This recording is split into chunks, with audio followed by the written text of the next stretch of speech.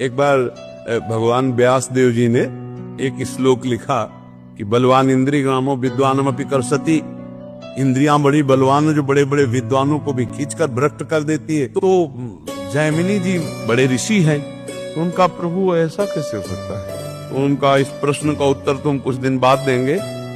हमें याद आ गया, हमको बद्री नारायण वाले आश्रम में जाना है। अब ये उत्तर है उनके प्रश्न का।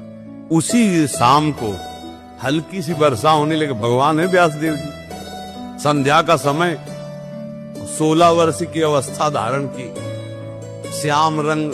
तो जैमिनी जी के पास आई और कहा, भगवान रात्रि का समय आने वाला है, बड़ा भयावह है, मैं अपना घर भूल गई हूँ, आज रात्रि अपने आश्रम में आप जगह दे देंगे क्या? उनका नहीं, गुरुदेव बाहर गए हुए हैं और सख्त आदेश है, ब्रह्मचारियों का स्थान है, या स्त्री प्रवेश निषेध। प्रभु स्त्री की बात नहीं है, मैं आपकी शरण में हूँ, मेरी जान का खतरा है, मैं अकेली हूँ जंगल में। अच्छा, ऐसा कर सकते हैं कि हम अपने आश्रम में एक झोपड़ी खपरेला था, उसमें अलग आपको दे देंगे, दरवाजा लगाया बंद कर। मैं भी कहूँ तो दरवाजा रात्रि में मत खोलना, सुबह निकल जाना। तो उनका जैसी आपकी आज्ञा।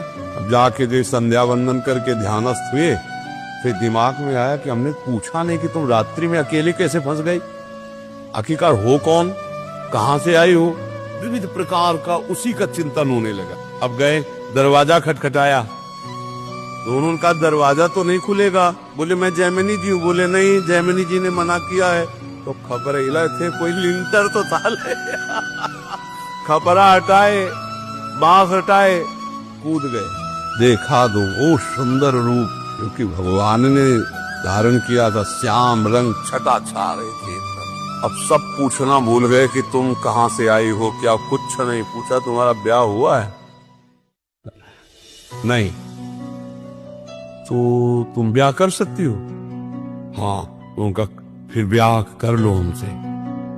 तो उनका शर्त है, जहां आप स्नान करने गए थे वहां काली जी का मंदिर है, वहां तक अपना मुंह काला करो, हमें पीठ में बैठा लो और वहां तक ले चलो, फिर वो आम जयमाला डाल देंगी तुम्हारे। सोचा नहीं का मामला है। बोले ठीक है। काम कितना प्रबल होता है। मुंह काला किया, पीठ में बैठा ला, घुटने के बल चले जाओ। वहां पहुंचे तो 2 थप्पड़ मारे। तब उन्होंने देखा तो भगवान व्यास देव जी ने कहा, इस लोग गलत है कि सही? बोले गुरुदेव सही है।